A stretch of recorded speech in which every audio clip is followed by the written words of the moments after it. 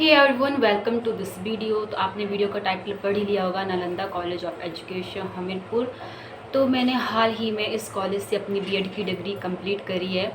तो मेरे को बहुत से ऐसे कमेंट्स आते हैं जो कि इस कॉलेज के रिगार्डिंग अपने कुछ ना कुछ अपने जो इश्यूज़ है वो पूछते रहते हैं।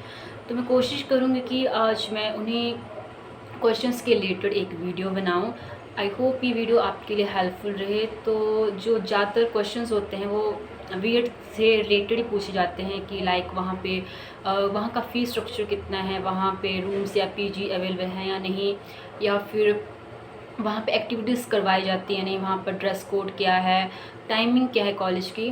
तो चलिए, जो फर्स्ट क्वेश्चन जो सभी लोग पूछते रहते हैं वो है कि इस कॉलेज का फ़ीस स्ट्रक्चर कितना है।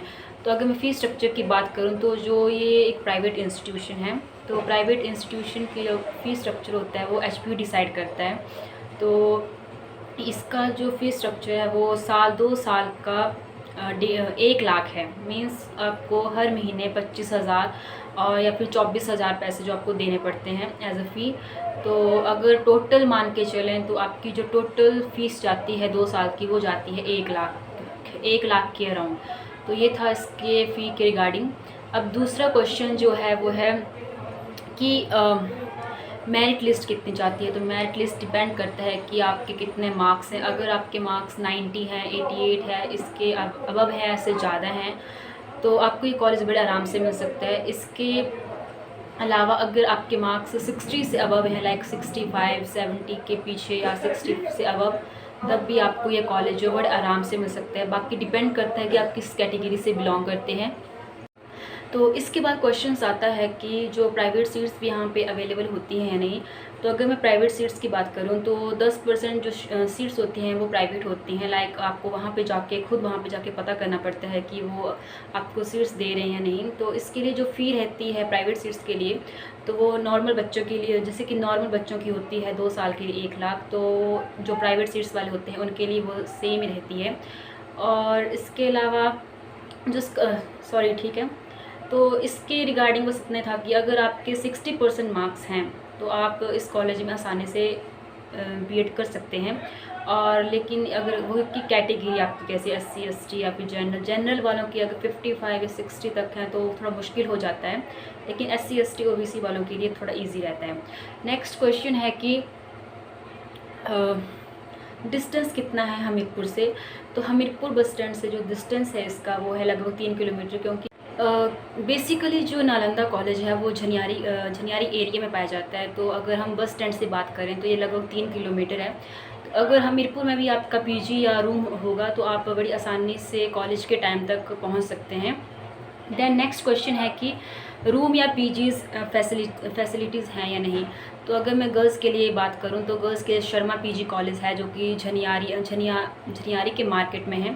तो वहाँ पे जाके आप पता कर सकते हैं। और अगर बॉयज़ के लिए पीजी है तो वहाँ पे आप लोकल से अगर बात करेंगे तो लड़कों के लिए भी वहाँ पे पीजी अवेलेबल है। साथ ही साथ रूम्स वहाँ पे अवेलेबल हैं। अगर रेंट की बात करूँ तो पीजी का रेंट जो है लगभग 6,000 से 7,000 के बीच में है, और रूम्स के रेंट की बात करूँ तो वो 2,000 या 3,000 के बीच में होगा।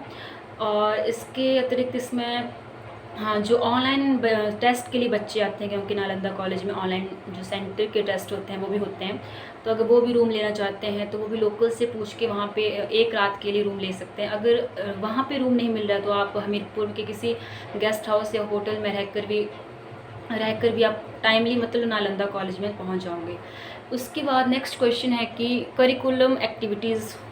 तो अगर मैं एक्टिविटीज़ की बात करूँ तो वहाँ पे हर जो डेज़ वो सेलिब्रेट किया जाता है। लाइक जो इवेंट्स होते हैं, लाइक कुछ डेज़ ऐसे होते हैं जो ऐसे जहाँ जैसे हिंदी दिवस हो गया, तो ये चीज़ें जो होती हैं वो ये जो मनाई जाती हैं, सेलिब्रेट करी जाती है। लाइक यहाँ पे जो क्विज़ कंपटीशन रखा जाता है, फिर पेंटिंग, ड्राइंग, सब कुछ ऐसे जो एक्टिविटीज़ हैं वो करवाई जाती हैं, ताकि लाइक स्टडी के साथ साथ आपके ये जो करिकुलर एक्टिविटीज़ है ये भी साथ में होती रहें। और अगर आपका न्यू बैच है तो आपको फ्रेशर भी मिलती है और आप अपने सीनियर्स को फेयरवेल भी देते हो। साथ ही साथ जो अनदर डेज़ हैं, इंपॉर्टेंट डेज़ हैं, वो भी सेलिब्रेट किए जाते हैं। उसमें भी आप मतलब काफ़ी एक्टिविटीज़ जो है वो करवाई जाती हैं।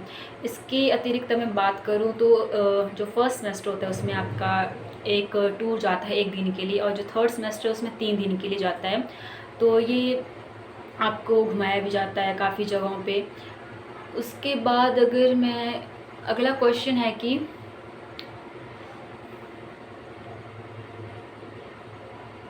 यूनिफ़ॉर्म क्या है गर्ल्स और बॉयज़ के लिए। तो अगर मैं यूनिफ़ॉर्म की बात करूं तो जो लड़कियां हैं उनके लिए कोका कोला ड्रेस है, साथ में वाइट सलवार, और दूसरी है ब्लू ड्रेस और साथ में वाइट सलवार। तो ये जो ड्रेसेस हैं ये चेंज होते रहते हैं, लाइक सीनियर्स के लिए अलग होती है और जूनियर्स के लिए अलग होती है, और बॉयज़ के लिए ग्रे पैंट और वाइट टी शर्ट, ये ड्रेस कोड रखा गया है दोनों के लिए, बॉयज़ और गर्ल्स के लिए। 2 दिन जो वेडनेसडे और सैटरडे होता है उस दिन फॉर्मल, आप लाइक आप कोई भी और कपड़े पहन के जा सकते हो घर के नॉर्मल, लेकिन उस दिन ड्रेस आपकी मर्ज़ी है कि आप ड्रेस पहन के जाओ या फिर कोई फॉर्मल कपड़े पहन के जाओ, वो आप पे डिपेंड करता है। तो और एक और क्वेश्चन है टीचिंग प्रैक्टिस के लिए कि कौन कौन से स्कूल मिलते हैं। तो इस टॉपिक को मैं कोशिश करूँगी कि मैं अलग बनाऊँ, क्योंकि किसी को पता भी नहीं होता कि टीपी होती क्या है आखिर। तो मैं कोशिश करूँगी कि उसको अलग से बनाऊँ और आपको बताऊँ कि कौन कौन से स्कूल्स आपको मिलेंगे अगर आप नालंदा कॉलेज में बीएड कर रहे हो।